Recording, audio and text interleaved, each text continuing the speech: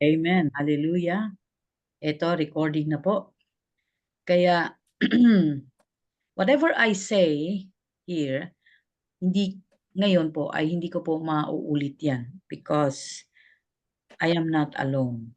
Ibig ko sabihin, God is putting His wisdom on me. So, kaya naka-record para manatili sa record yung sasabihin ko.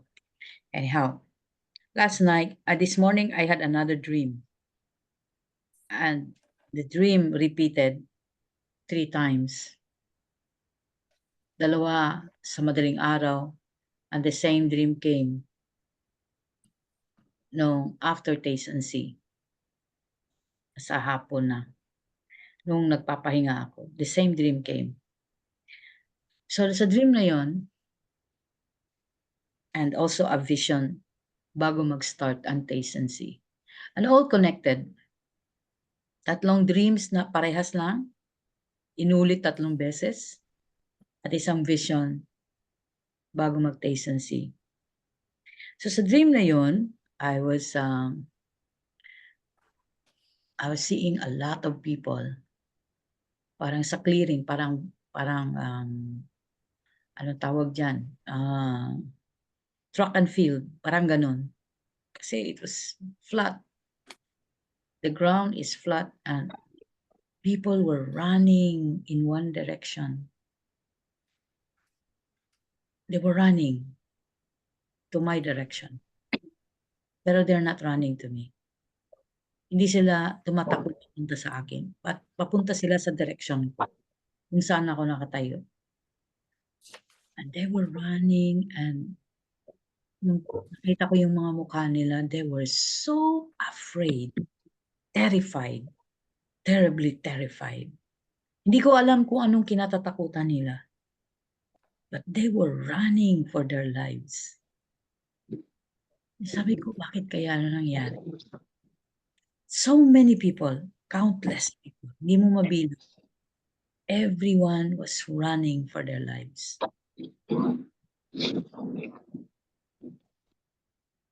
Pagkatapos po ay umabot po sila sa bleachers. Yung iba nakaabot sa bleachers. Alam niyo yung bleacher? Kapag nanonood ka ng games sa open field, meron siyang upuan. Tawag doon, upuan na naka-covered. Tawag doon bleachers, no? So, pag may mga tao na nakaabot sa bleachers, may mga tao na hindi nakaabot sa bleachers. Doon sa bleacher, doon kasi ako nakatayo sa bleacher, no? At sabi ko, ano kaya nangyayari sa kanila? Gusto kong malaman. Nung nilapitan ko sila, isa lang sinabi ko sa kanila, yung ilan na hindi sa dami nung tumakbo, iilan lang ang nakaabot sa bleachers. Mabibilang mo lang sa kamay. Tapos sabi ko sa kanila, kung kaya mong magtiwala sa Panginoong Hesus, wala ka dapat katatakutan. Pero yung mukha nila, so pale and so scared, nag-shake ang katawan nila sa takot. Tumingin ako sa paligid, wala naman akong dapat katatakutan. Pero sila sobrang takot. They must have seen something I do not know. Tapos sabi ko, kung kaya mong maniwala sa Panginoong Hesus, wala kang dapat katatakutan. Everything will be fine. Pero hindi nila kaya. Naging horror yung expression ng mukha nila when they were looking at each other. Pagtingin nagtinginan sila sa bawat isa, yung kanilang skin pumutok. Pumutok yung skin, no? Pagputok nung skin, nagsugat-sugat all over their bodies. Sabi ko, ano nangyari?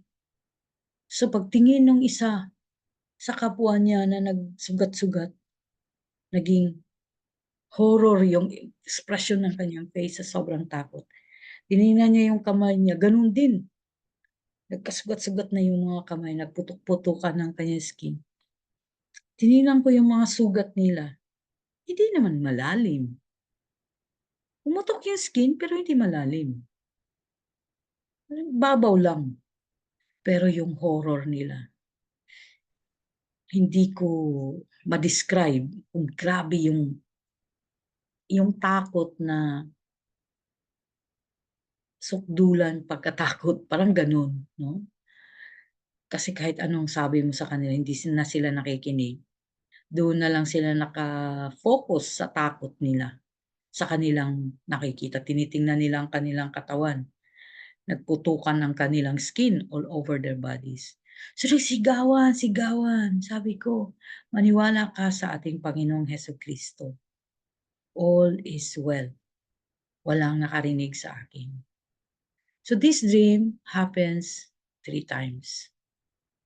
Twice in the morning ng madaling araw at, 3 AM at isa sa after taste and see mga 4 na siguro yun na nagpahinga ako. Sabi ko, "Ano kaya yun?" I was only preparing yung tinitingnan ko yung lesson today, pero wala naman akong ibang iniisip. Pero sabi ko, "Grabe, it was a horrifying dream." Anong nangyari sa mga tao. And then before nag-start ang taste and see, I was praying and suddenly I see this vision na yung surroundings ko, nasa street ako, yung surroundings ko is going fast forward. Yung view ko nag-fast forward, sobrang bilis. Kita ko nakita ko po yung days and nights, the change ng panorama, na change ng view, iba-ibang lugar. It's like I'm riding a very, very fast train. Sobrang bilis pero nakikita ko clearly pagbabago. Hanggang sa nabiyak ang lupa, nakita ko pa rin pagbago ng lugar at mga tao. Hanggang sa nakita ko sumabog ang mundo. Sabi ko, "What's happening?" Dahil pati ako nagugulat ako sa mga nakikita ko sa sobrang dami na sa harap ko. So, I was thinking about this morning, then may finorward nga si Richard sa akin na may pagbabago sa, Abu Dhabi 'no. Hindi na kailangan ng card, hindi nila kailangan ng phone to pay. Yung fingerprints na lang, iwe-wave mo na lang yung kamay mo, babasahin nila yung fingerprints, that's it. Malalaman nila kung may laman ang bangko mo, kung anong records mo, lahat, ang credit line mo, 'no. So, nakalista na puwede yan sa Middle East kasi captured nila lahat ang iyong identity. Pero sa Pilipinas, hindi nangyayari yan, eh. Eh, kung yung ID pa lang, national ID hindi pa lumabas hanggang ngayon, 'no, mula pang dumating ako hanggang ngayon wala pa rin. So, matagal. Pero sa Middle East puwede yang mangyari.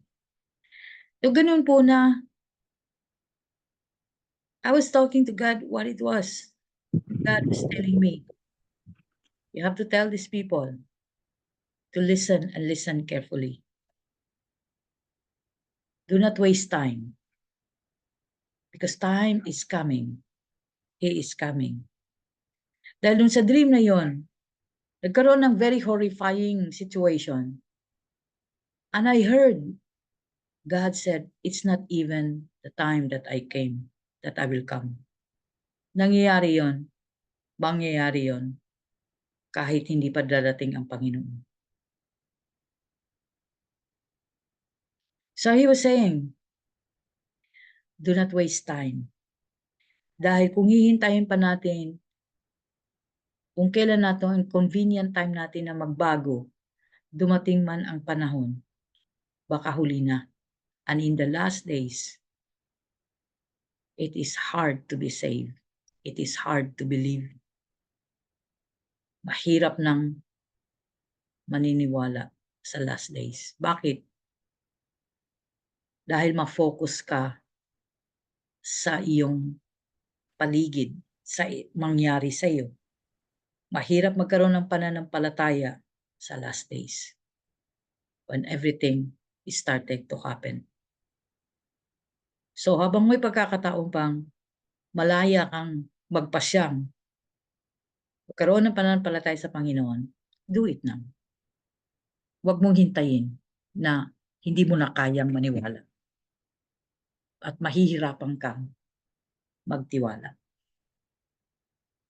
Kasi kahit anong sabi ko sa kanila, it's not even the last days.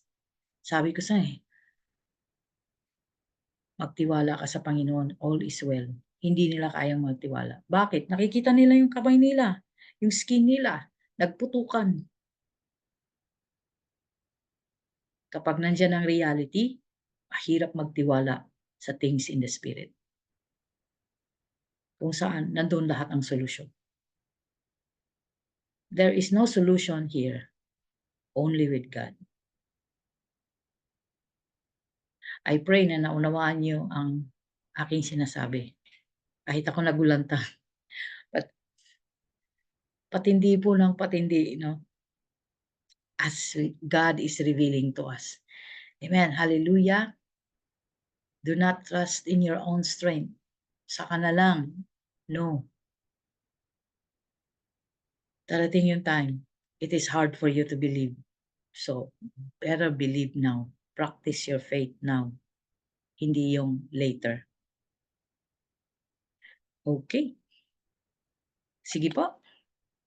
At tuloy po tayo sa ating pagtuturo. Ay, wala pa pala ang aking pagtuturo. Sorry, hindi ko pa pala nabuksan ang aking slides. Marami pang exciting na i-reveal sa atin today. Are you ready? Yes. At hindi ba kayo galit sa akin? Hindi naman. Oh, amen. Hindi po.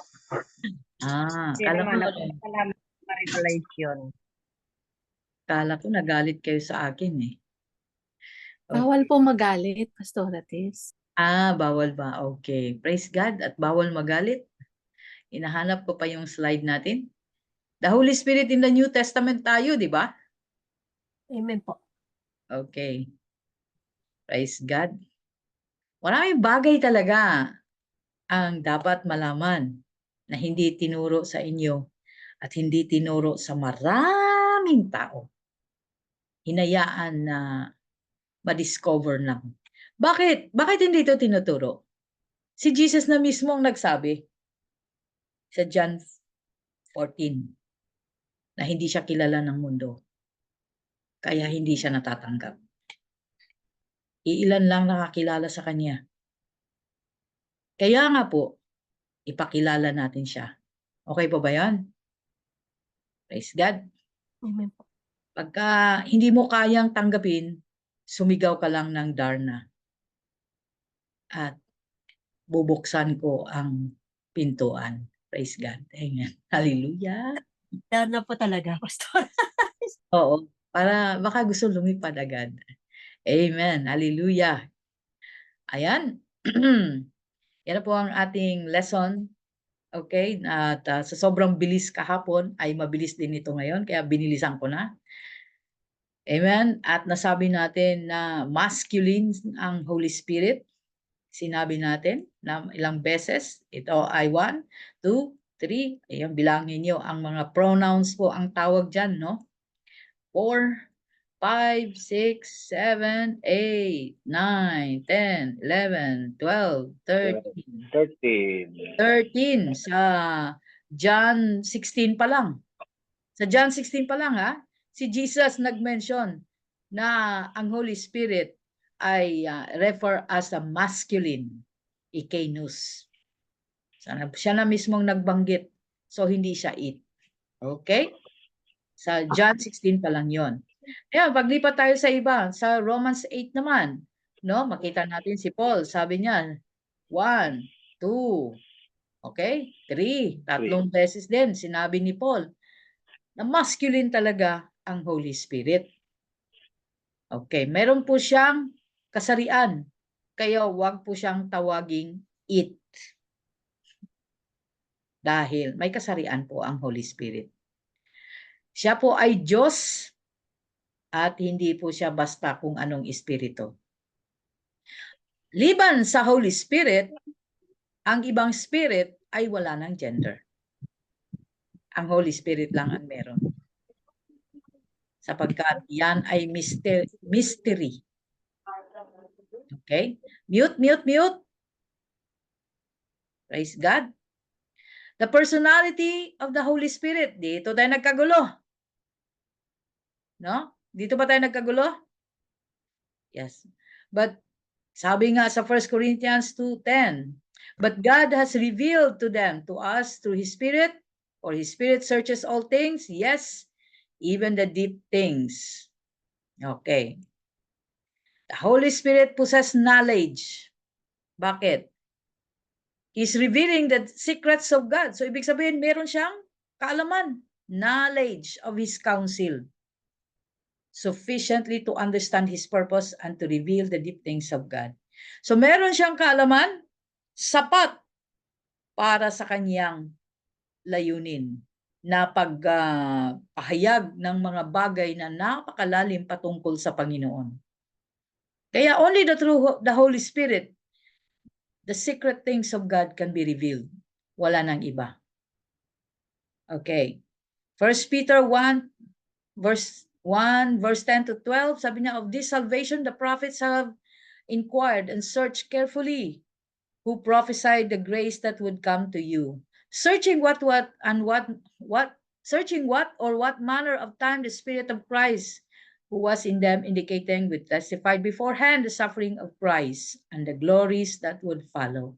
To them it was revealed that not to themselves but to us, for they were ministering the things which now have been reported to you through those who have preached the gospel to you by the Holy Spirit sent from heaven, things which angels desire to look. Oh. Ang Old Testament nag-prophesy because the Old Testament, God is speaking through the prophets. Nag-prophesy sila. Alam nila ang prophecy. But the fulfillment of the prophecy sa New Testament.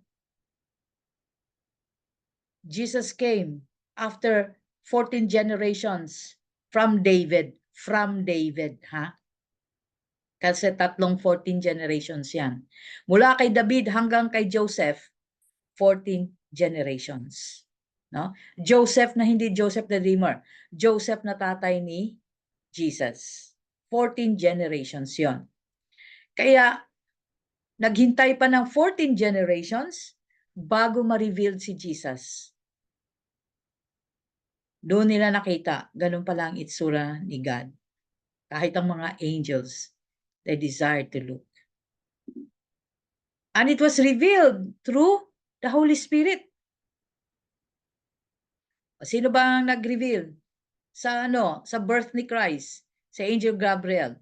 Paano daw? Sabi ni Mary, how is it? How will it happen? I don't know any man. Sabi niya, the Holy Spirit will come upon you. Sinong nag-commission kay Angel Gabriel? Ang Holy Spirit. To speak. And then from there on, nakita natin na ang hirap nilang maniwala sa time ni Jesus. Kinalaban siya ng mga religious leaders. Pero sa time ni Paul up to us, it is the Holy Spirit who is now speaking. Kasi si Jesus have returned to His kingdom. Ang iniwan niya, Holy Spirit. Kaya sa atin, na-reveal sa atin, ipinakita ang deep secret ni God by the power of His Holy Spirit. Oy, grabe tagal. Yes. Inabot tayo. Praise God. Kaya ang Holy Spirit, He influences people because He uses people to declare His words. Kaya nga, kailangan nating isubmit ang ating bodies if we want to be the vessel of the Holy Spirit. Pag naging vessel ka ng Holy Spirit, you will have wisdom like never before. Wisdom that people will amaze. How did you know these things? Where did you get these teachings? It is the Holy Spirit. Kaya ang Holy Spirit can influence people. Hallelujah. Romans 8:27, sabi niya, now he who searches the hearts knows the mind of the Spirit. Knows what the mind of the Spirit is because he makes intercession for the saints according to the will of God. Hallelujah. The Holy Spirit has a mind, implying that he has thoughts, will, and determination to do his purpose. Kasi the mind of the Spirit. So meron palang isip ang Holy Spirit. Kaya siya person. Kaya siya person. Kanina sabi natin, meron siyang knowledge. Hindi yung si Jesus, siya din ang Holy Spirit, siya din ang Father, siya din si Jesus. Hindi. Kasi sa pag-aaral natin ito, binapakita natin ang Holy Spirit. Balikan natin ha, bago dito. Anong meron si Holy Spirit? Una, meron siyang knowledge of His counsel. Alam niya kung ano yung i-reveal niya. May knowledge siya sa deep things of God. And He understand His purpose. Okay? Pangalawa, He can influence people. So merong personality siya. Pangatlo, He has a mind. Yan o, mind of the Holy Spirit. Mind of the Spirit. He who searches the heart knows the mind of the Spirit. May isip ang Holy Spirit. Pag sinabi mong may isip, may, ang tawag dyan sa Tagalog, may muwang. No? The mind implying that he has thoughts. Meron siyang thoughts. Meron siyang will. Meron siyang determination. Kasi meron siyang isip. Anton, naghanap kasi ang Kaya nga sinasabi natin na hindi siya pupwede na nasa loob siya ng isang body lang. That si Father may personality, si Son may personality, si Holy Spirit may personality. Binigyan natin ng personality ang Holy Spirit, hindi lang siya basta spirit. Akala kasi ng iba, spirit lang siya. So kung spirit siya, kinakategorize natin siya na katulad ng spirit ng tao o katulad ng spirit ng kaninong spirit na nandyan. No. He is God. This spirit is God. As God, meron siyang ganitong personality. Kompleto siya.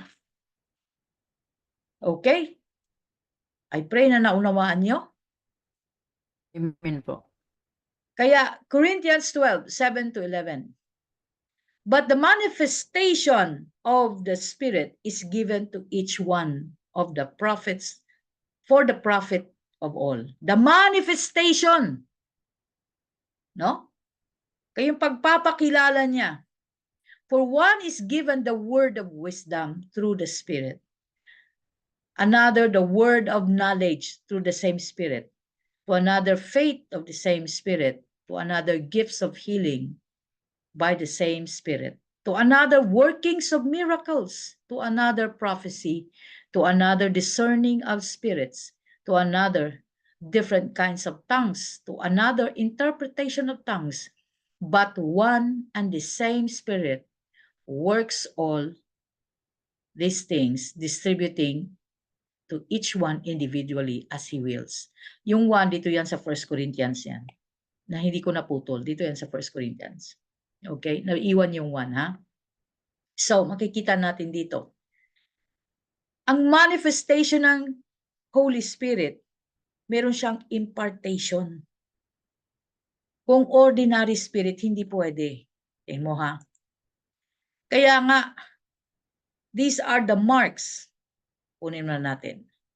Ang mga sinasabi dito, yung manifestation ng Holy Spirit ay marks ng kanyang personality. Meron siyang wisdom, word of wisdom. Meron siyang knowledge. Ha? Meron siyang gifts of healing. So, merong magtatouch siya. Working of miracles. Prophecy. So, meron siyang mind and knowledge to prophesy. Discerning of spirits. So, meron siyang judgment. He can judge between right and wrong. Meron siyang different kinds of tongues. So, he speaks language, many languages. All languages, alam niya. Interpretation of tongues. So, he's knowledgeable, intelligent siya. Kasi may interpretation. Kaya nga, these are the marks of the personality of the Holy Spirit. Wisdom, knowledge, healing, utterance of prophecy, discernment, interpretation of tongues. Kaya person siya. Separate. Separate siya sa Word, separate siya kay Father, separate siya. Hindi sila pwedeng magsama na sabihin nating, oh, iisa lang sila. Parang itlog. Parang itlog, di ba? Merong egg yolk, egg white, and shell. Hindi ganun. Hindi rin siya parang tao na body, soul, and spirit. No. You can never compare God to who we are or what we are. Kasi tayo ang creation eh. The one who created us is greater than us. And the Holy Spirit has all this personality. Kaya separate entity siya. Hallelujah. Ngayon nyo lang alam yan. Kaya natahimik kayo.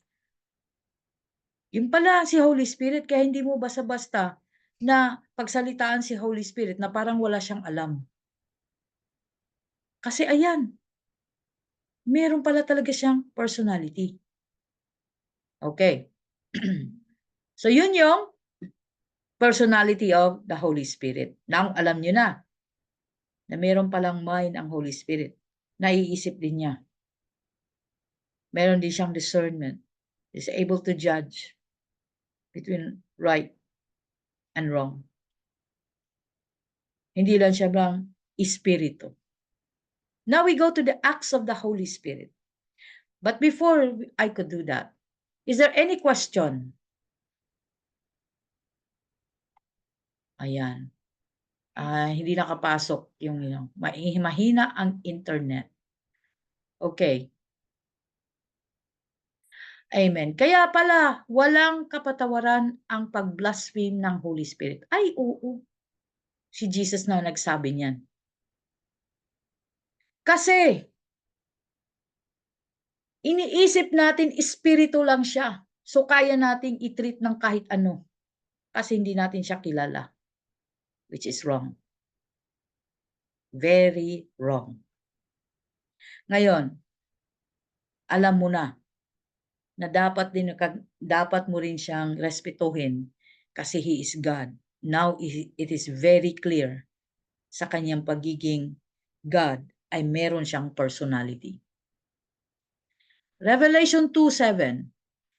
He who has an ear, let him hear what the Spirit says to the churches. So the Holy Spirit is speaking to the churches. This is the acts of the Holy Spirit. No? The Holy Spirit hears and speaks. Katulad mo rin, nakakarinig at nagsasalita. siya rin nakakarinig at nagsasalita. Wala lang siyang body. Pero ang katawan natin has been designed to be His temple. Kaso lang, hindi niya magamit yung kanyang temple kasi nagkasala at nire-redeem ng ating Panginoon. Ginawa na ni Jesus ang redemption pero nasa ating pagdidesisyon kung tatanggapin natin ito araw-araw tungo sa ating pagbabago. Hindi lang yung minsan tinanggap mo. May kasama kasi yung pagbabago. No? Ang ating pagtanggap ay araw-araw. Kasi may kasamang pagbabago. Hindi ka naman sa minsanang tumanggap, nagbago ka kaagad. Sa totoo lang, ang daming dapat baguhin sa atin. Kaya, He hears and He speaks. Kaya marami sa mga tao, pag tinanong, the Holy Spirit speaks, nagugulat sila, nagsasalita ang Holy Spirit. Paano siya nagsasalita? This kind of questioning indicates that they do not know the Holy Spirit. Romans 8:26. Likewise, the Spirit also helps in our weaknesses. For we do not know what we should pray for as we ought. But the Spirit Himself makes intercession for us with groanings which cannot be uttered. Romans 8:26. So, the Holy Spirit intercedes. Nag-i-intercede siya sa ating prayer. Ang ganda. No? Tinutulungan ka. Kaya, bago ka manalangin, ask the Holy Spirit to help you pray. To pray with you. Para bigyan ka ng tamang panalangin. Pero pagka emotional ka, paano mo maririnig ang Holy Spirit? Whenever you pray, make sure na hindi ka emotional. Make sure na malaya ang heart mo. Kasi pag hindi ka nagpalaya sa iyong puso, hindi ka nagpatawad, hindi ka nanumbalik sa Panginoon, hindi mo maririnig ang Holy Spirit. So how did you pray? Wala. Ang prayer mo, puro sumpa. Sinumpa mo yung mga tao. Without the Holy Spirit, we are cursing in our prayers. The acts of the Holy Spirit in calling the missionaries, overseeing the church, and commanding the life and practice of the apostles and the whole church. Ang Holy Spirit din involved din siya sa calling of the missionaries, overseeing the church. Trabaho din ng Holy Spirit yan, mag-oversee ng church. Alam mo, sa New Testament tayo sa Acts of sa Book of Acts tayo hanggang ngayon sa buhay natin. Nasa Book of Acts tayo, no? Hindi pa kasi tapos ang Book of Acts. Bagamat hanggang chapter 26 lang 'yon, pero hanggang ngayon sa buhay natin Book of Acts pa rin tayo. Under pa rin tayo sa Holy Spirit. Kaya nananawagan pa rin ang Holy Spirit ng mga missionaries. Ino-oversee pa rin niya ang mga churches. At kinukuman tayo na mag-practice. Pati sa atin, applicable to kasi ginagamit pa rin natin ang Bible patungkol sa church. Kaya nga, dyan makikita mo, as they ministered to the Lord and fasted, the Holy Spirit said, nagsalita ang Holy Spirit. Sabi ng Holy Spirit, now separate to me Barnabas and Saul for the work to which I have called them. Then having fasted and prayed, they laid hands on them and they sent them away. Kaya nga sa church, hindi basta-basta mag-send out ng tao. Kailangan tatanungin mo ang Holy Spirit, sino ang ipapadala mo? Sino ang patatayuin mo? Sino ang gagawa nito, Lord? Kasi siya ang nag-o-oversee ng church. Hindi po pwede, basta, napusuan ko si ganito kasi meron kang ganyan. Kasi ganito, ay kasi nakikita ko sa personality niya, ganito. Hindi ganun. Kung kay Jesus ang ministry na yan, you must involve the Holy Spirit in choosing. Kasi work niya yan. Work niyang magtawag ng missionaries, work niyang mag-oversee ng church, at mag-utos na mag-practice, no? Sa buhay ng pananampalataya natin sa Panginoon. Kaya, eto, sa verse 6 naman, sabi dito, now, ito sa Acts 16 ito. Kanina, Acts 13, 2 and 3. Ito, Acts 16. Now, when they had gone through Phrygia and the region of Galatia, they were forbidden by the Holy Spirit to preach the word in Asia.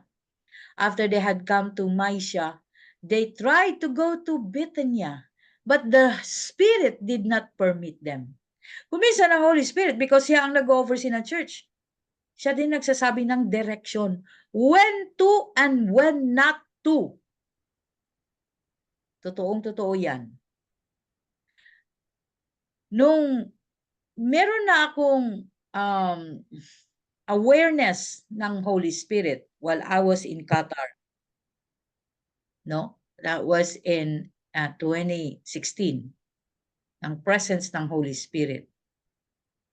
I could not go where I want to go. Lagi kong pinapractice kung kinakausap ko siya dahil I already have an encounter with Him. So, kinakausap ko siya.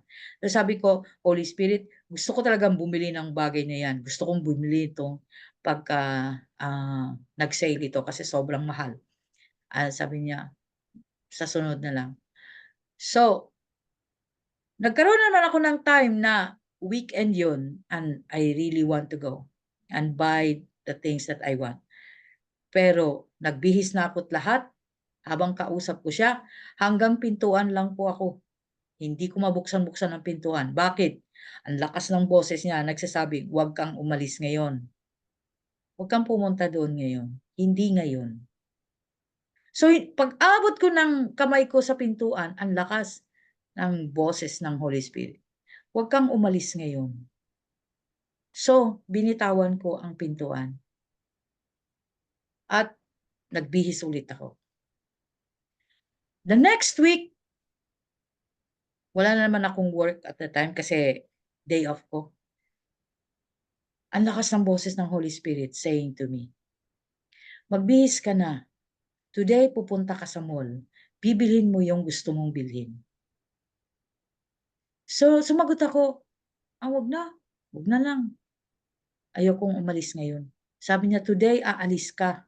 Magbihis ka na. So, nagbihis ako.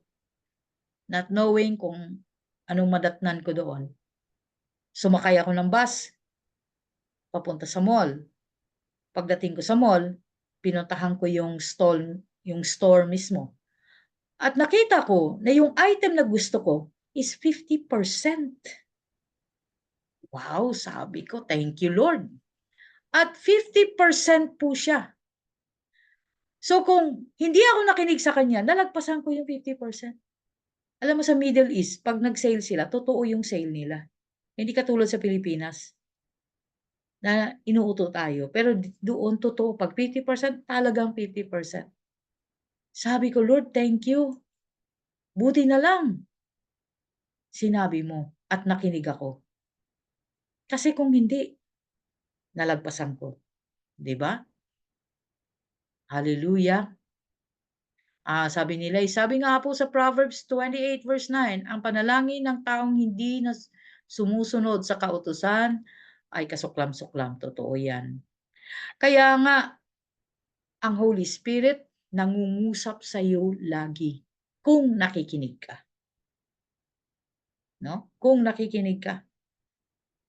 At that time, in 2016, after ng encounter ko sa kanya, nag-decide ako to listen to every words that the Holy Spirit says. If He says no, then no. If He says go, then go. If He says yes, then yes. I decided. Kaya ikaw kapatid, kailangan mong mag-decide. Hindi yung, okay, Parang ganun. Hindi ganun. Kailangan mo mag-decide na makinig sa Kanya sapagkat maraming beses na siyang nangusap sa iyo at hindi ka nakikinig. Huwag mong sayangin ang pagkakataon. Praise God. Sa Acts 20:28-31, sabi dito, therefore, to take heed to yourself and to all the flock, among which the Holy Spirit has made you overseers. Dito makikita natin na ang Holy Spirit namimili kung sino ang itatalaga sa ministeryo. Hindi ito botohan. Hindi ito dahil napusuan ka lang ni pastor. Take heed, makinig ka sa iyong sarili. Kayong lahat makinig kayo. Take heed to yourselves and to all the flock at lahat ng mga members ng ministry niyo. The Holy Spirit has made you overseers. Siyang namili sa inyo to shepherd the church of God, which He purchased with His own blood. Hindi papayag ang Lord na hindi siya ang mamimili kung sa Kanya ang church na yan. Kung nakadedicate sa Kanya ang church na yan. Sisiguraduhin ng Lord na siya ang mamimili. Kaya struggle ang tao kapag nilagay mo lang siya na hindi ka nagtatanong sa Holy Spirit. Kung hindi siya pinili ng Holy Spirit to be in that ministry, struggle ang buhay. No? Kaya mahalaga ang role ng Holy Spirit sa church, sa overseeing of the church, the calling of the missionaries, and commanding the life and practice ng ating mga leaders at ng mga overseers ng church. Kailangan meron silang relationship sa Holy Spirit. Kung hindi, mapariwara ang iyong ministry. Sabi sa verse 29, for I know this, that after my departure, savage wolves will come in among you, not sparing the flock. Anong ibig sabihin ni Paul dito? Kapag hireling ang ilalagay mo dyan, pag dumating ang matinding pagsubok, ang hireling ang unang mawawala. Maiiwan ang flock, kawawa. Verse 30, also from among yourselves men will rise up speaking perverse things. Dito sa flock na ito, may susubok sa inyo dyan, may lalabas sa inyo dyan na susubukin ang bawat isa. Magiging perverse things, speaking perverse things. Magiging tinik ng lahat dahil ang sama ng mga sinasabi. Dito nagkakos ng mutiny sa church. To draw away the disciples after themselves. Dito magkabahagi-bahagi ang mga kasama sa church. Therefore, watch and remember that for 3 years I did not cease to warn everyone night and day with tears. Napakahirap po talaga mag-oversee ng church. Napakahirap pong mag-oversee ng Bible study. Ng Bible study group o kanumang ministry. Without the Holy Spirit, you cannot endure. Hindi madali. Kaya kailangan natin ng Holy Spirit. Dahil ang Holy Spirit will give you direction, will tell you what to do, and even give you things to say. Para sunod ka lang. Siya na nag-isip lahat. Ikaw, susunod ka lang. Kaya yung mga taong with the Holy Spirit, those people who are obeying the Holy Spirit and walking with the purpose ng Holy Spirit sa buhay nila with submission and obedience, ay hindi na uubusan ng mensahe. Bakit? It is the Spirit, the Holy Spirit is speaking through them. Nagbibigay ng lahat. Kaya napakadali ng ministry when the Holy Spirit is involved. Okay, let's go to the Holy Spirit. is also susceptible to personal treatment. Nararamdaman din ng Holy Spirit yung ating mga hindi magandang sinasabi. Nasasaktan din siya. Kaya nga sa Ephesians 4:30-32, and do not grieve the Holy Spirit of God, by whom you were sealed for the day of redemption. Let all bitterness, wrath, anger, clamor, evil speaking be put away from you with all malice. And be kind to one another, tender-hearted, forgiving one another, even as God in Christ forgave you. Maraming nagtatanong sa akin, sabi nila, paano po ba mag-grieve ang Holy Spirit? Pag sinabi mong grieve, no? Siya ay nasaktan. Okay?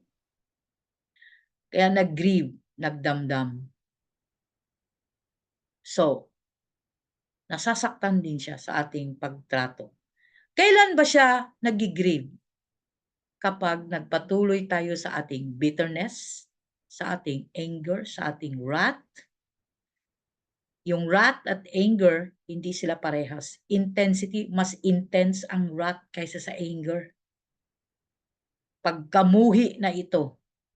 Clamor, okay, pagka-away-away, and evil speaking.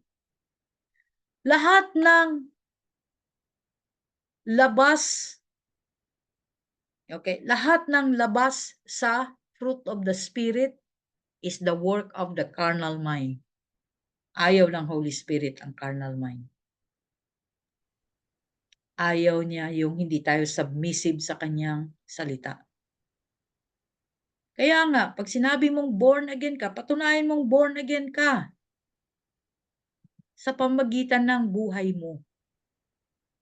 Sa pamamagitan ng sarili mo, attitude na ikaw ay nabago. Kasi kung hindi, paano ka na born again? Ha?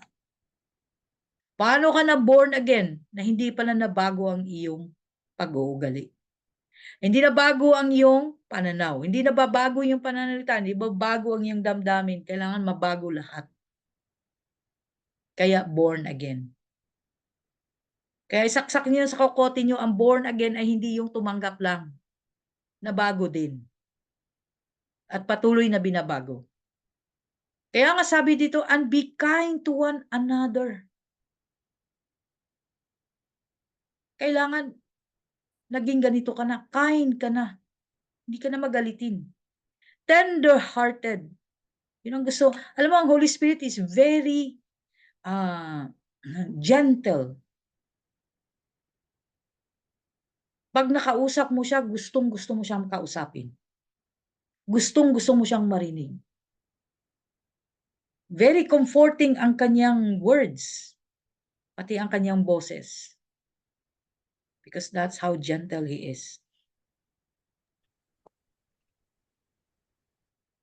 Kapag hindi tayo forgiving, we are grieving. If we do not want to forgive other people, no matter how big or small what they have done against us, we are grieving the Holy Spirit. Dahil pinatawad tayo ni Lord. Kaya alam mo na kung paano mo mag-grieve ang Holy Spirit. Let us not grieve Him. Kasi madalas natin siyang ginigrieve. Lalo na hindi natin siya kilala. Sabi ni Jenny, amen po, nakakapag-usap po ang Holy Spirit. Nakikipag-usap po ang Holy Spirit sa akin, pero sarado po ang puso ko. At nangunguna ang flesh. Pero nung nag-surrender po ako sa Lord, ginabayan po ako sa pagdesisyon. Gumaan po ang puso ko nung nakinig po ako sa Holy Spirit. Amen.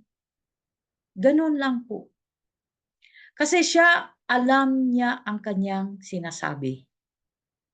Ang Holy Spirit, alam na niya kung anong mangyayari. Kasi nakita niya na ito. Narinig na niya lahat. Kaya nga i-reveal niya ang deep things. Kasi nakita niya, narinig niya. Binabahagi niya sa atin. Tayo na lang ang ayaw. Isipin mo, tayo na lang ang ayaw. Grabe yon, ano? Ayan. He can be grieved with our evil ways. Kaya wag natin siyang i-grieve.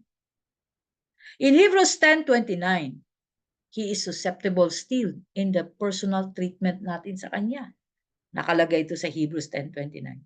Of how much worse punishment do you suppose will He be thought worthy who has trampled the Son of God underfoot and counted the blood of the covenant by which He was sanctified a common thing and insulted the Spirit of grace. Kapag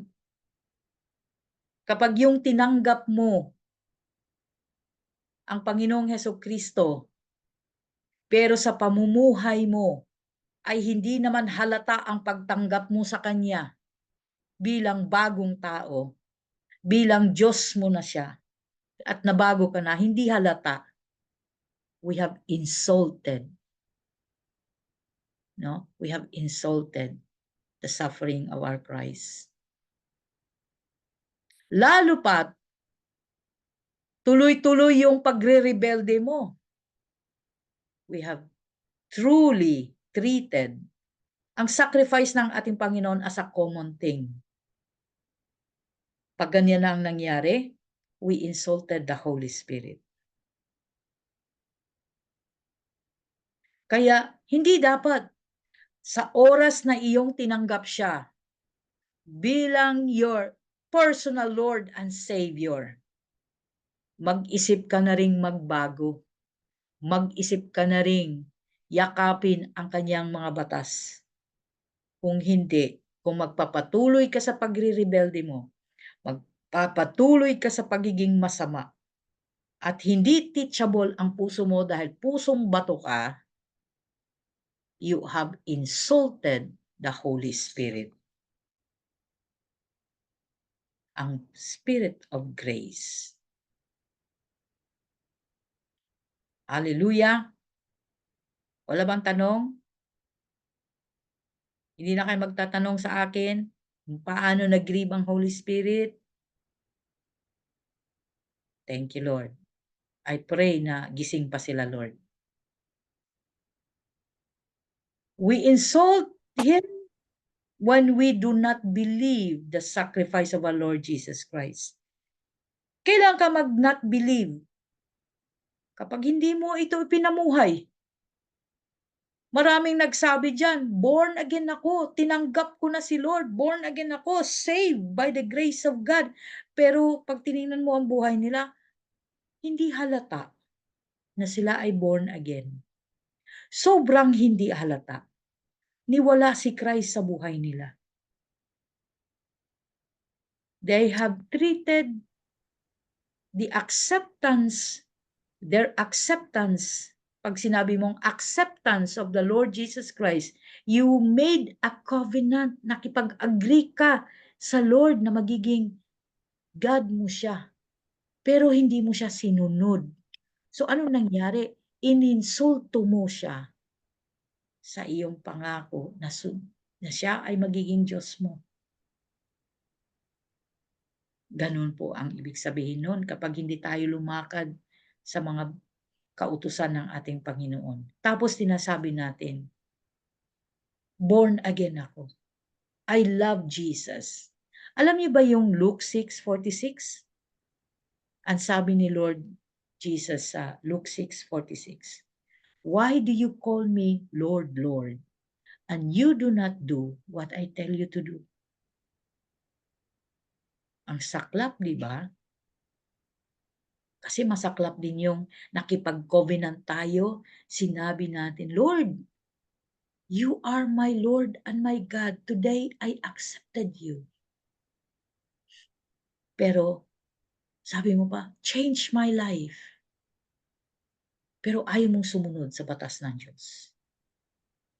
Hindi rin naman siya mamimilit sapagkat binigyan niya tayo ng power to make a decision. Kahit siya ay Diyos, hindi niya pwedeng ipagpilitan yung kanyang plano sa atin.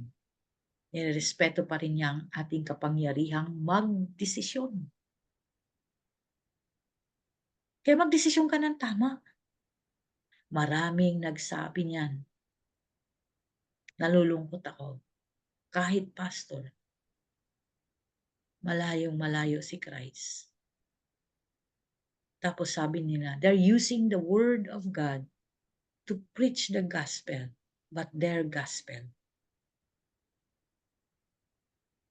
They're using the word of God to take something from people, to put the people in bondage. But God did not say it. Ginamit lang si Lord. They have insulted the Spirit of grace. Ganun po mang-insulto sa Holy Spirit. Ang sama pa nga ng sinabi, will be thought worthy who has trampled the Son of God underfoot. Parang inapak-apakan mo ang Panginoon nun na iyong tinanggap pero ayaw mong sundin. Bakit mo pa tinanggap? Hindi mo pala sinusunod. Bakit mabilis ang ating bibig sa pangako? Dahil ano man ang babinggitin ng bibig na ito sa harap ng Diyos at sa harap ng tao, covenant ang tawag doon.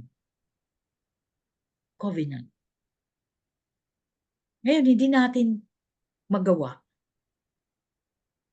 Minaliit natin yung Diyos na kung saan tayo nakipagkasundo.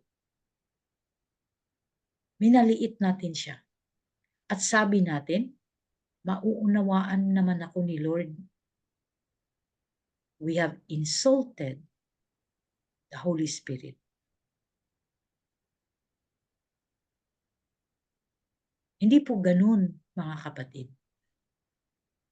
Susceptible din po siya kung paano mo siya tinatrato. Kung paano mo tinatrato ang salita ng Diyos. Nararamdaman po niya yon. Lalo na gino-joke natin siya. Ginagawa nating katawa-tawanan. Merong mga taong nagsabing corny daw ang Holy Spirit. Oh. Pag ganun na ang usapan, nananahimik na ako. Bakit? The Holy Spirit is insulted. He's not only grieved, he is also insulted. Yung Spirit of God that we need Him so much, tinatawag nating corny.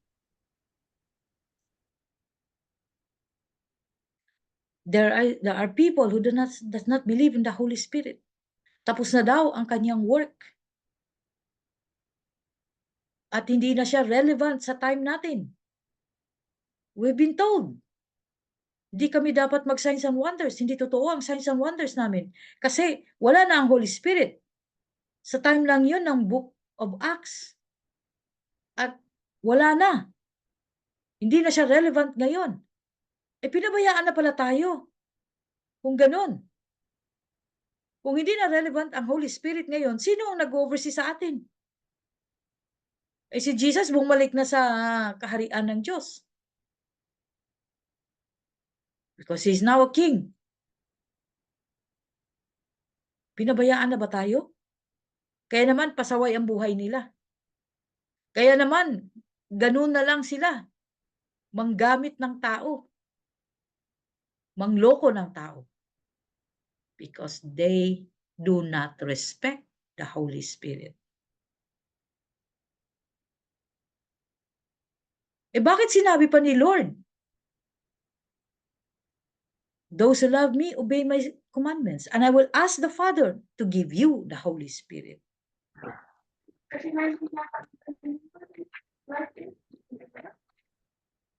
Di po ba? Kaya marami po tayong ginagawa. Dahil hindi natin kilala ang Holy Spirit, we have grieved Him so many times. We have insulted Him so many times.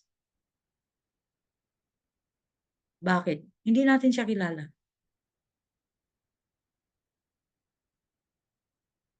Napakalungkot.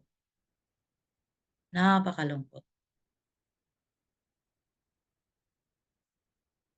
Kaya, patuloy tayo.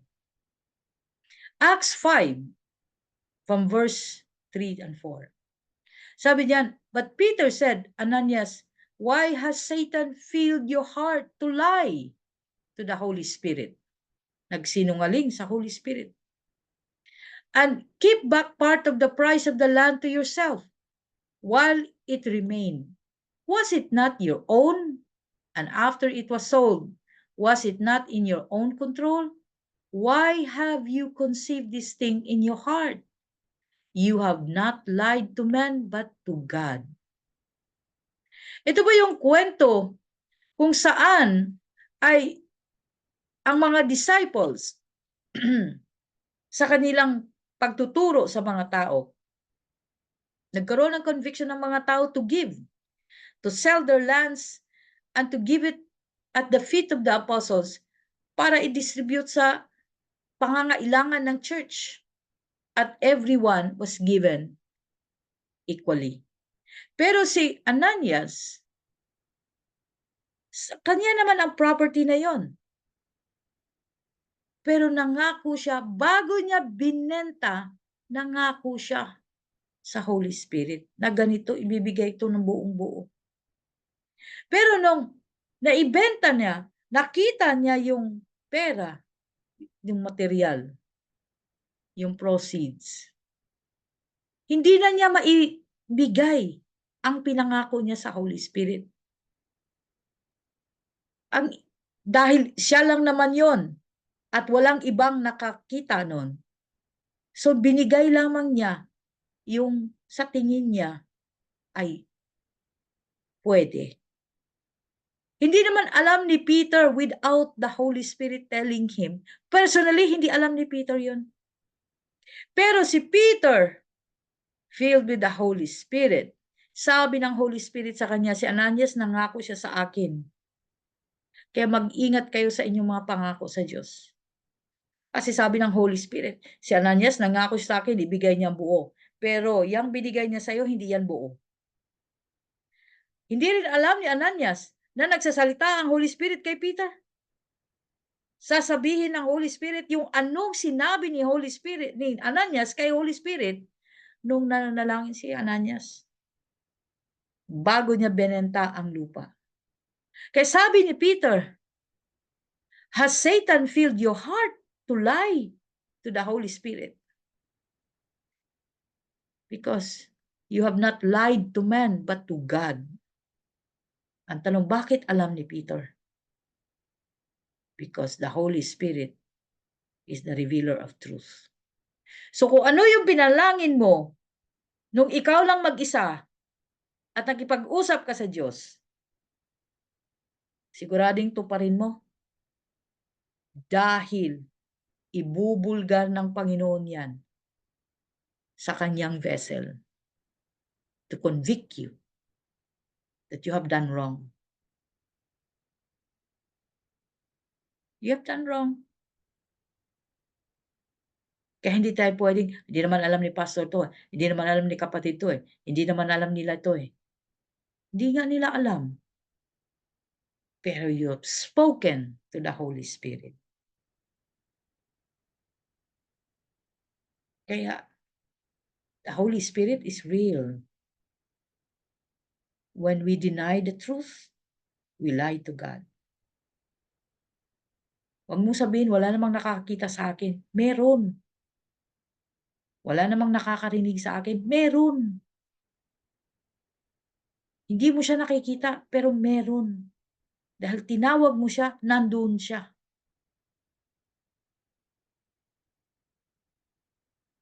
Never say words that you cannot fulfill before God. Pagdating kay Lord, huwag mo siyang i-involve sa mga bagay na hindi mo kayang gawin. Basta huwag mong i-involve si God. Huwag yung, I promise Lord na maglilingkod ako kapag binigay mo sa akin ito. Ay. Pagdating noon, binigay nga ni Lord, who knows na sino nakarinig na sinabi mo yon? The Holy Spirit. And so, sasabihin ng Holy Spirit, nagsinungaling siya. Ngayon, hindi siya naglilingkod. Binigay ko yung gusto niya. Hindi siya naglilingkod sa akin. Nagsinungaling ka. There was a guy. Nangako siya na nangako sa kanyang panalangin at sa harap ko. This time po, sa sobrang tagal niyang walang trabaho dito sa Pilipinas. Mula pa pandemic. Before pandemic, nag-pandemic na lang. And after pandemic, wala talaga siyang trabaho. Hindi siya sumasakto. Hindi siya tinatanggap. And so we prayed. Sabi niya, this time po, alam ko nangungusap sa akin ng Diyos. Maglilingkod na po ako. Promise po. Tutuloy ko na po talaga. After na nag-promise, nagkatrabaho. Sabi ko sa kanya, make sure, tutuhanin mo yung sinasabi mo. Hindi ka nakipag-usap sa akin. Sabi ko, opo. So, nung nagkatrabaho siya, nawala na naman siya sa ministry. Again. Sabi ko, nasaan ka na naman?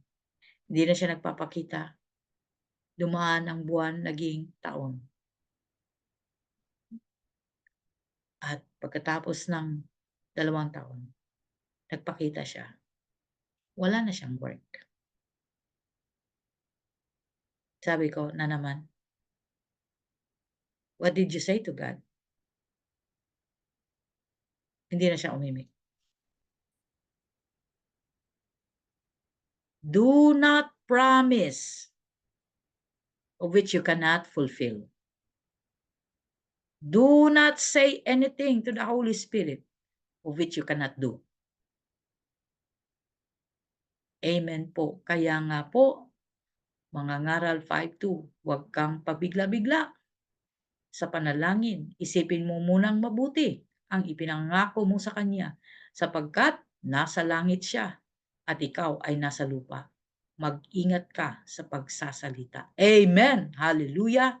Thank you for the word. No? Proverbs 5:2. Amen. Mag-iingat tayo. Mag-iingat ka. Do not rush. Do not be rushed in your words. And only you will be trapped by your own words. Sabi nga sa Matthew 12:37, by your words you will be acquitted, and by your words you will be condemned. Sino nagsabi niyan? Si Jesus. Kaya, huwag kang padalos-dalos sa iyong bibig. Maghunos dili ka.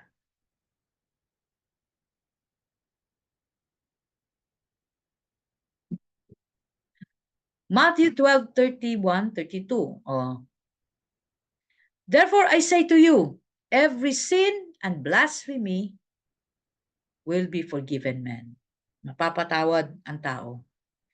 But the blasphemy against the Spirit will not be forgiven man. Anyone who speaks a word against the Son of Man, it will be forgiven him. Kung nagsalita ka ng di maganda laban kay Jesus, patatawarin ka niya. But whoever speaks against the Holy Spirit, it will not be forgiven him. Hindi siya patatawarin.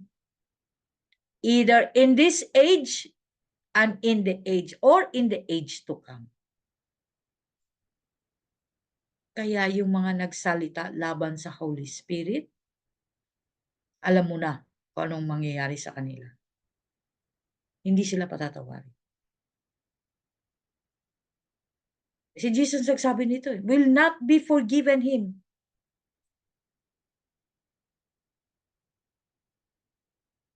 Kaya ang Holy Spirit, because He's very gentle, and you do not see Him, He's not complaining.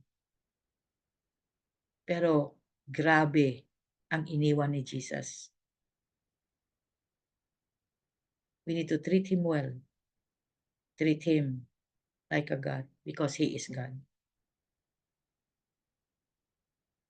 Love him. Embrace his teachings. And be transformed.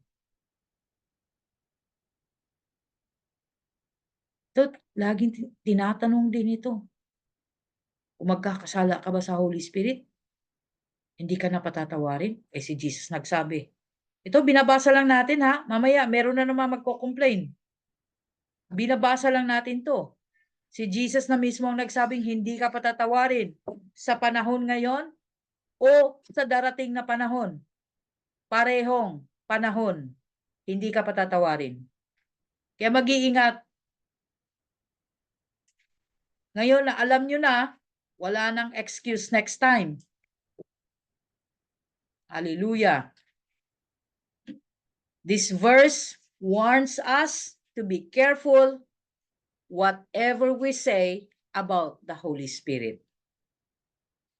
So ano man yang iniisip mo patungkol sa Holy Spirit, make sure na tama yan. Dahil sa isip mo pa lang, naririnig ka na niya. How much more kung nagsasalita ka? So marami kang, kinalat mo pa yung words mo. Kinalat mo pa yung thoughts mo. Naapektuhan pa yung ibang tao dahil sa opinion mo. Because you were doing that,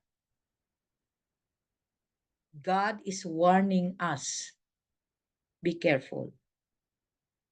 Jesus is warning us to be very, very careful with your treatment to the Holy Spirit. Because He's more than real. More real than we are. Ganun ka-special ang Holy Spirit. Hindi yung basta na parang utusan mo, parang genie. Tinatawag natin siya sa ating mga kanta. Pero sa totoo lang sa personal na buhay natin, nagpaparangal ba tayo sa Kanya? Yung mga songs ng patungkol sa Holy Spirit talaga namang nakakabagbag ng ating konsensya. Because He is gentle.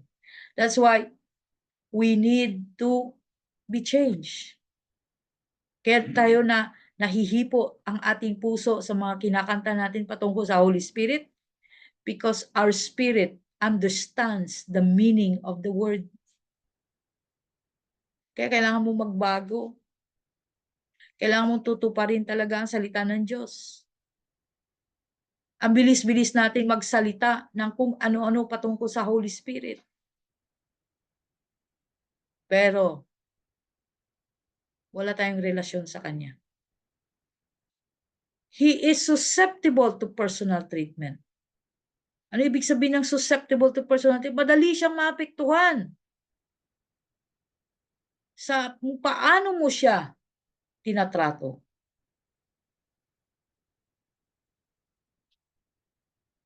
Kaya nga, sabi nga na, may damdamin din ang Holy Spirit. Sabi nila. Sabi ko, susceptible siya. Naapektuhan siya sa iyong paano mo siya pinahahalagahan.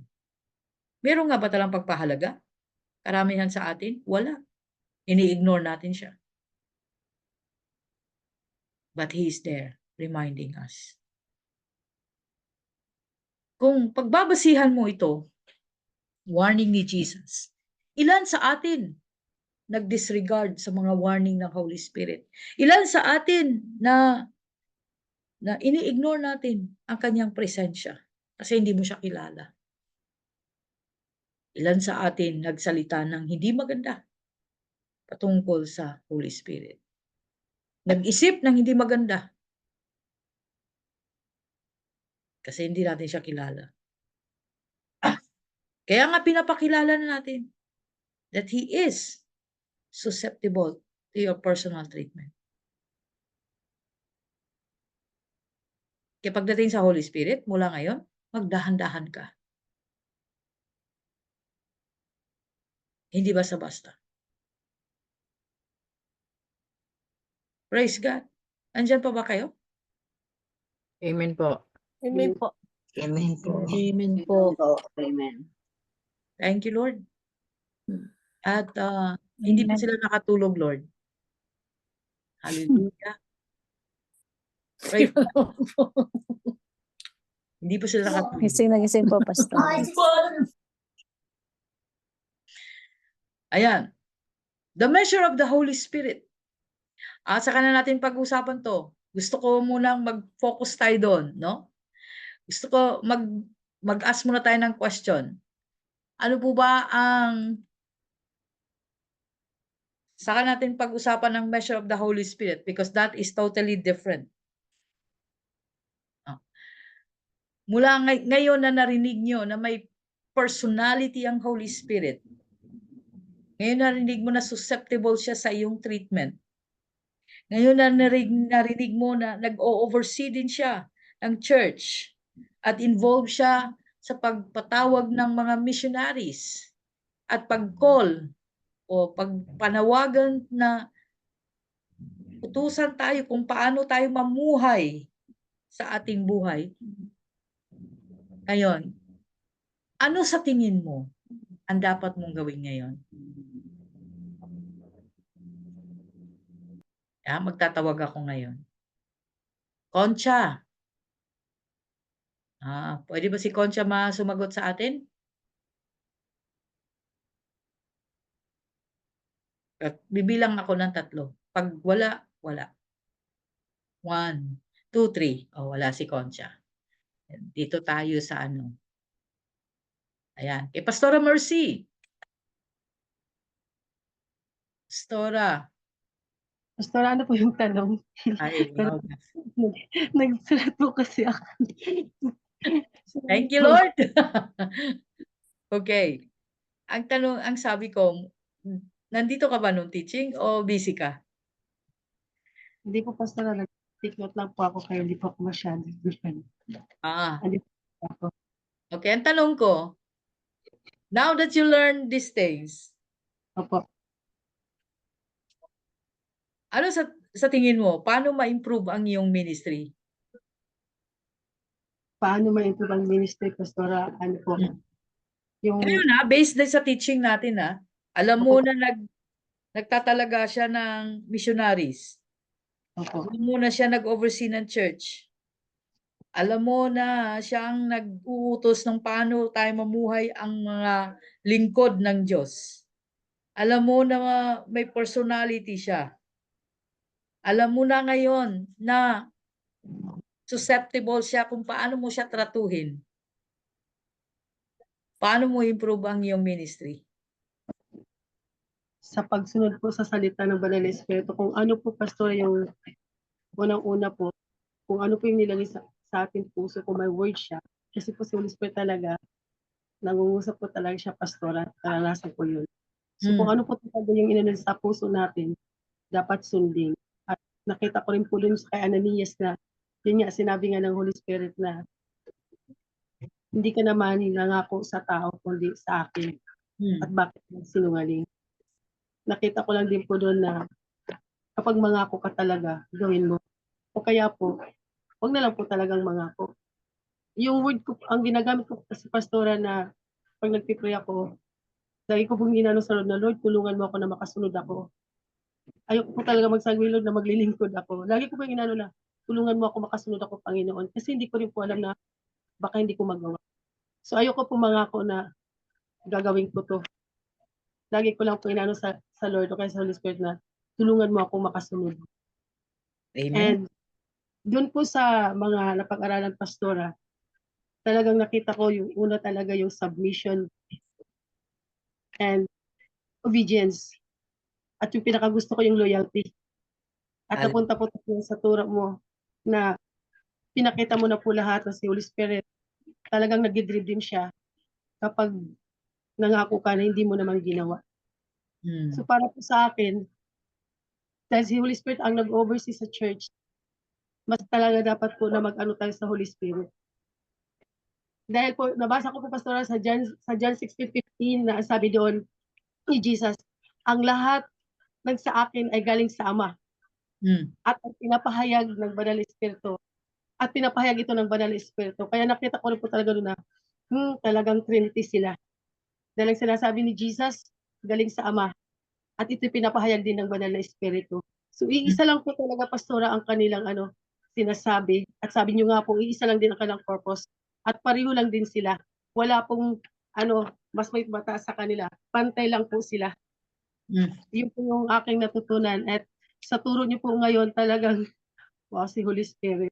Meron din siyang damdamin, nasasaktan din po. Alam naman po natin nasasaktan. At ang nagrima po sa akin ngayon, na kapag nag-blasphemy tayo sa Holy Spirit, hindi po pala tayo mapapatawad ng Banal na Espiritu. Amen. Hallelujah. Sabi nga ni Megs dito, maging careful po tayo sa ating mga binibitawang salita at take the Holy Spirit seriously at huwag mag-promise if di kayang gawin. Amen. At maraming salamat, Pastora Mercy, na magtawag tayo dito ng mga born again. Nasaan ba ang mga born again dito?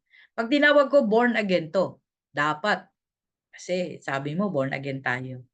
Okay, si Jeneline Ganyo, Evangelista. Ayan, napili kita. Bibilang ako ng 1 to 3. Pag hindi ka magpakita, ibig sabihin, absent ka tonight.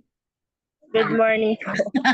O, hindi pa ako nakabilang. Bilis, ano? Ang tanong ko sa iyo, Jeneline, ngayon na nalaman mo na mayroon palang personality ang Holy Spirit.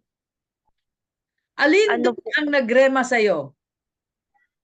Ano po, sobra pong na-amaze po ako sa katuruan niyo, Pastora, kasi alam niyo po na yung mama ko po lagi yan nagre-remind sa akin dati na sinasabi niya, mag-ingat ka pag nagpo-pray ka yung pinapangako mo. Hindi ko po talaga na lubos naiintindihan doon kung ano yung mga sinasabi niya.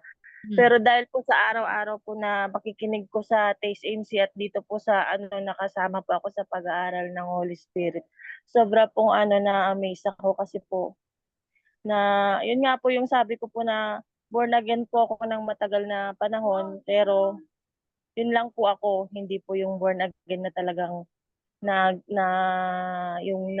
nasa pamuhay po yung pagiging born again, yun po, Pastora. Kaya Amen. po yun po kasi tapos po na po ako dun sa pag nagpe-pray po na yung parang sabi nga ni mama na basag, ano ba yung basag-basag, bigla-bigla lang nagpe-pray. Tapos yung sabi nyo nga po na na kapag nadapa po, bumangon. Parang yung dyan po sa carnal mind, tsaka sa mind of Christ po. Kasi, di ba po lately na pag-aaralan po natin yung dun sa TSMC na yung carnal mind, tsaka yung mind of Christ. Anak, dun ka muna. Pinagdadaanan ko po yan lately. Pero sabi nyo nga po, di ba, na kapag nadapa, bumangon, wag pahintulutan na yun po yung mangyari. Yung ganun po. Yes. Kapag nadapa po, bumangon. Ganun po. Thank you po. Amen. Thank you. Thank you. Hallelujah. Tatawag pa tayo kasi marami pa tayong time. Gusto ko lang talaga malaman kung meron ba talagang pumasok sa kokote. No? Hallelujah. Ayan. Si Doc, tawagin natin si Doc. Doc, now alam mo na ang Holy Spirit ay nagigrieve. No? Kung paano natin siya tratuhin. Ano na ba ang desisyon mo ngayon? Amen. Praise God. Ang decision ko ngayon is I need to be sensitive to hear and obey. And Pastora, can I just connect this sa nangyari sa trabaho ko? Sige. Because it's all about grieving and it's all about din sa kasi nagrema sa akin yung susceptible to personal treatment. Last Monday po kasi we are preparing sa work because our GCI parang audit is coming by August. So we are preparing, nagpe-prepare po kami unti-unti. And I have this colleague talaga nga matigas ang ulo, napakatigas po ng ulo. And keep repeating yung ginagawa niya, which is, pag chine-check namin yung room niya, lagi na lang yung, may expired items. So, dito kasi sa UAE, sa mga medical ano dito sa UAE, expired items is, no, hindi talaga acceptable yon. Correct. So, laging gano'n. Meron talaga akong nakikita na expired items sa kwarto niya. And last Monday, talagang sabi kong gano'n, ayaw kong magalit, ayaw kong ano. So, I was just keep praying and I said to myself that, okay, I'm very lenient to him. Talagang ginagawa ko yung best ko na maging kind and gentle. Pero now, ipakita ko na medyo tough ako. Ipakita ko na hindi ko muna siya kakausapin. I decide that. Umuwi po ako, wala po akong peace. Wala akong peace. And at night, it's just that you need to talk to him. You need to talk to him. Napakalakas po ng ano na you need to talk to him. So sabi ko, this is the Holy Spirit kasi hindi ako mapakali, somebody is giving me an instruction. So sabi ko kanina, this is what I felt na yung susceptible to personal treatment, how I'm treating the Holy Spirit that time. So, ibig sabihin, hindi siya masaya sa decision ko. So, kinabukasan po, I talked to him and I'm very gentle talking to him kahit gano'n na it's been 2.5 years na ginagawa niya. And pinakita ko pa rin na kind in a way kung paano ko explain yung mga policy. I am very gentle on paano ko ano, tapos nandun rin yung self-control. Then after that po, ang saya-saya ng pakiramdam ko. Wala po yung galit, wala pong ano. And then, iba po yung joy. Kaya sabi ko, thank you, Holy Spirit. Amen. Kasi hindi kita sinaktan. You teach me how.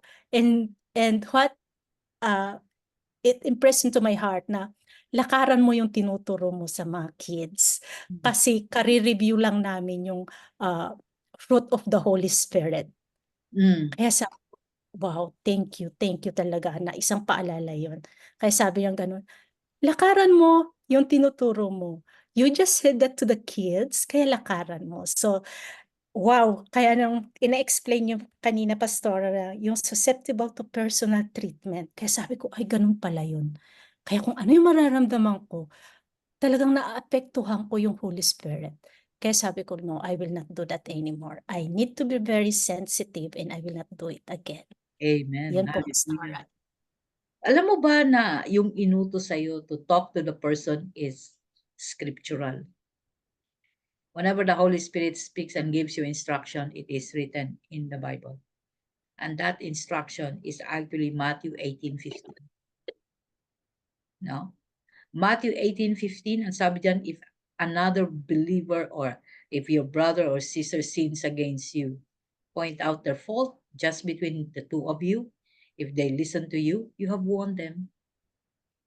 You have won them over. And you have won him over. Hallelujah.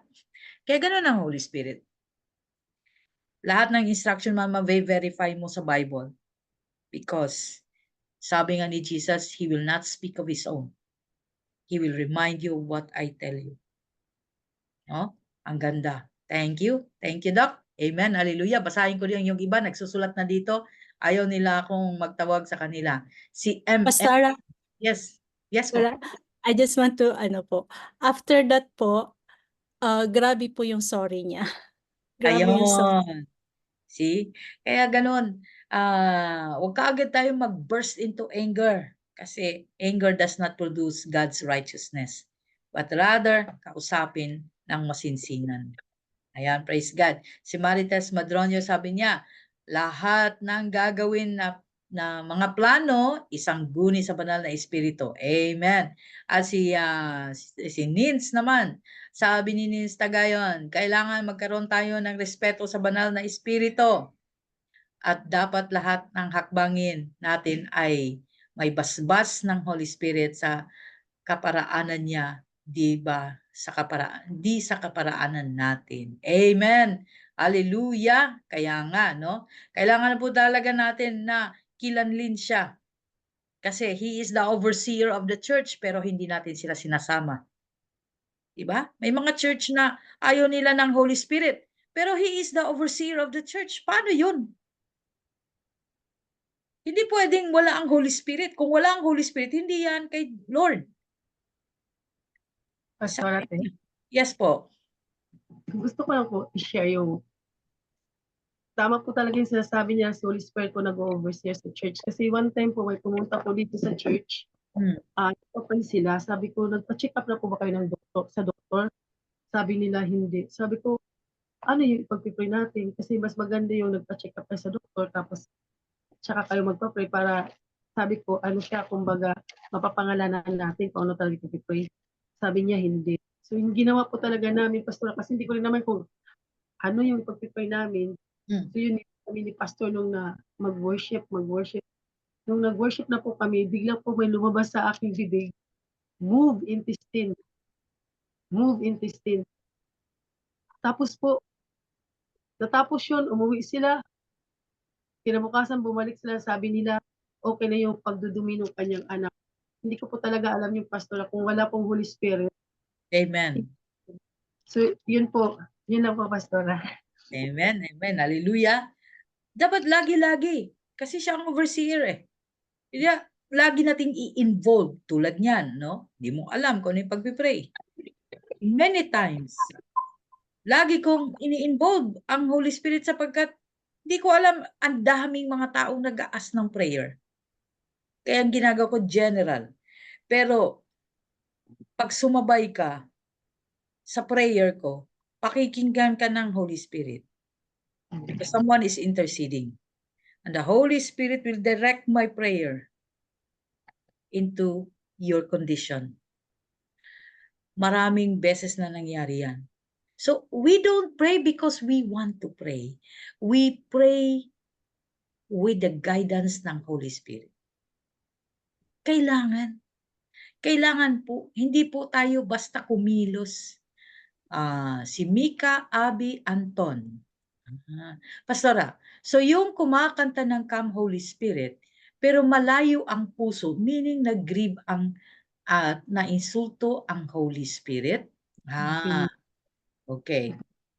There was no relationship. And they're asking, come Holy Spirit, fall on me now.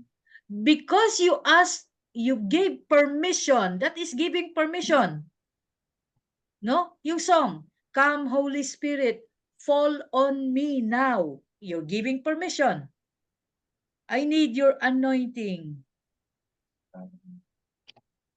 Ano sunod? Come with your power. Come with your power. Nakukonvict. Yung walang puso. Nakukonvict sila. Bakit? They give permission to the Holy Spirit to convict them. Kaya umiiyak. Kaya pagkakanta ka, during the worship time, you are giving permission to the Holy Spirit to convict you, to touch you. Pero, alam ng Holy Spirit, hindi mo pa rin sundin. Alam ng Holy Spirit, meron ka pa rin sariling gustong gawin pagkatapos nito. Kaya, yung conviction, hanggang dun lang, paglabas mo ng church, gagawin na naman ang gusto niyang gawin. Nakalimutan na naman. So, pagbalik ng church, conviction ulit. Paglabas ng church, nawala ulit. Hanggang sa dumating yung time, you will be facing the wall. Bakit? You are putting yourself in a situation na mahuhuli ka ng Holy Spirit. Kaya, yung mga taong kumakanta ng Come Holy Spirit, tapos layo ang puso na, hindi naman nila ginigrieve. Kasi alam naman ng Holy Spirit na malayo, wala pa silang relasyon. Pero, they are giving permission without their knowing. Kaya makikita mo sila umiiyak. Pero malayong puso nun. Conviction po ang nangyari doon. Pero ikaw, pag naglilingkod ka, expected ka na magpasakop. At alam mo na ang word, narinig mo narinig mo sa akin, narinig mo sa ibang tao, narinig mo sa church nyo, narinig mo everywhere. You're expected to submit to the word. Kaya pag hindi ka nagpasakop, ay alam mo, itong pagtuturo na ito, now that you know this, from this night, mula ngayon, pag hindi mo pa ginawa, magkakasala ka na. Bakit? Alam mo na eh. Yun ang sinabi ng word. Pag alam mo na, pag hindi mo alam, konti lang ang palo. Pero pag alam mo na, maraming palo.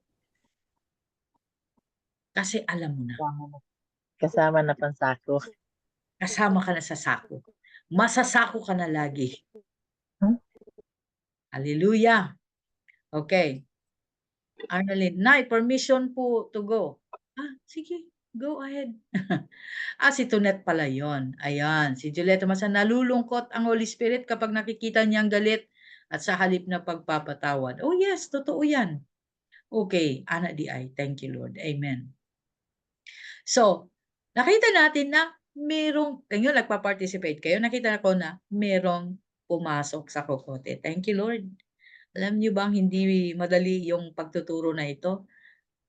Hindi po madali, no?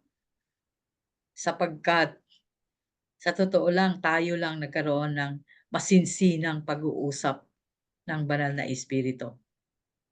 So praise God. So alam niyo na may personality siya.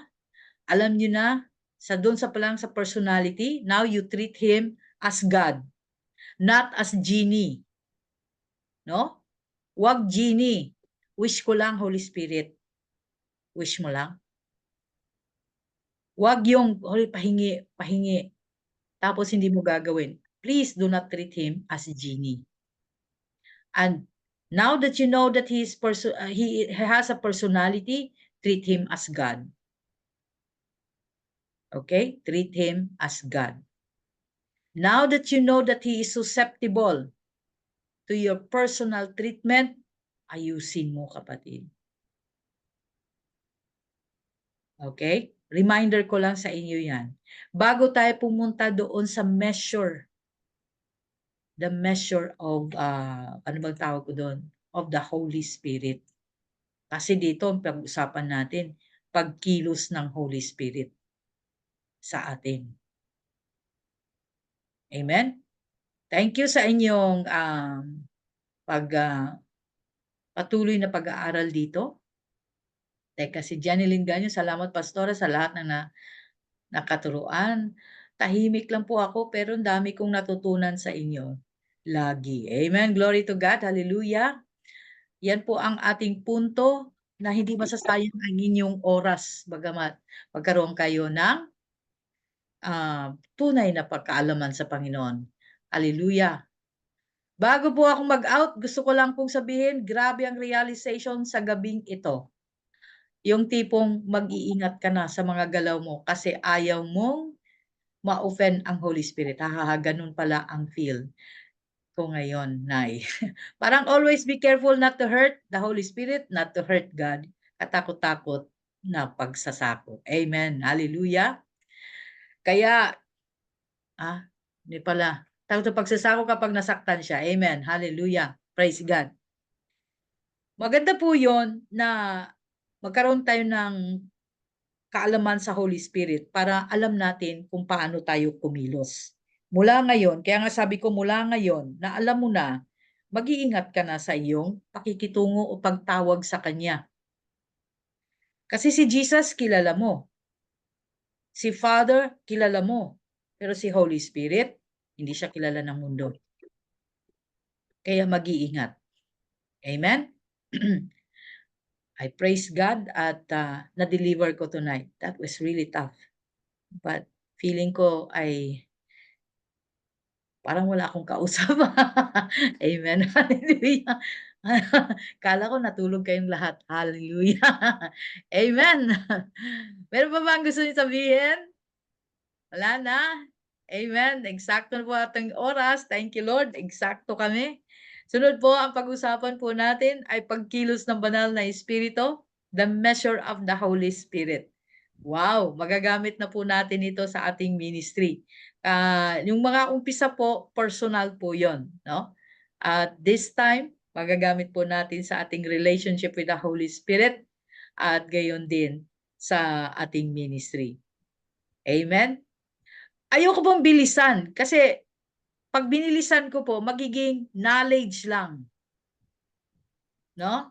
Tapos wala din. Kaya kailangan talaga dahan-dahan. Okay? So kung may questions kayo, ask kaagad ng mga questions. There is no problem with me. I-stop ko kasi alam ko the topic is difficult to understand. Amen. So, at tawagin na natin para tayo magpaalam. Kiara, pwede pa mag-pray para closing ng ating pag-aaral tonight. Sige po. Yes, Lord, maraming salamat po, Panginoon, sa gabing ito at sige lang. Maraming salamat, Panginoon, sa oras na ito, Panginoon, at sa gabi ito, Panginoon, na aming natutunan naman about sa Holy Spirit, O God. At maraming salamat, Panginoon, na kami ay nagkaroon na naman ng panibagong kaalaman, Panginoon, sa pamagitan ni Pastor Tess. At dalangin ko po, Ama, na patuloy niyo po, Panginoon, siya ay ingatan at nawa ay marami pa siyang matulungan at maturuan ng knowledge na patungkol sa pag-aaral ng Holy Spirit at ang karunungan na bigay ng Holy Spirit at kung paano ito gamitin at i-apply sa buhay ng isang Kristiyano. Maraming salamat, Panginoon, sa bawat isa na nag-participate at handang tumanggap sa katuruan na aming pinag-aralan, Panginoon, at maraming salamat sa pagbibigay sa amin ng puso, Panginoon, na desire, Panginoon, na mapalawak pa ang aming kaalaman, O God. Maraming salamat, Panginoon, at kami ay matapos na naman sa isang pagturo, Panginoon, sa gabi ito at dalangin ko po, Ama, na sa aming pagtulog at pagmamahinga. Ito po, Panginoon, ang magdasal sa aming katawan at ingatan mo po kami, ang aming isip, Panginoon, ang aming puso, ang aming thoughts, O Lord God. At kami po ay iyong bantayan, Panginoon, na kami ay hindi kialaman ng darkness, Lord God. We surrender all to you, Panginoon, ang aming knowledge, O Lord God, ang aming kakayahan at ang aming karunungan, Panginoon, na aming matatanggap, Panginoon. Yun lang po, Panginoon. Hindi ko lang, Panginoon, at binabalik ko na sa iyo, Panginoon, ang papuri at pasasalamat sa aming pangalan ni Jesus. Amen po. Amen. And Father, we ask you, Lord, to possess our bodies, our spirit, our soul, that we will have a good night's sleep tonight, and bless these people as we wake up tomorrow. Wake us up with your grace. In Jesus Christ's name. Amen. Amen. Hallelujah. Maraming salamat, Kan, at maraming salamat sa bawat isa. Maraming God bless po, and see you next week. Amen. Amen. Salamat po, Pastor Ted. Maraming salamat po.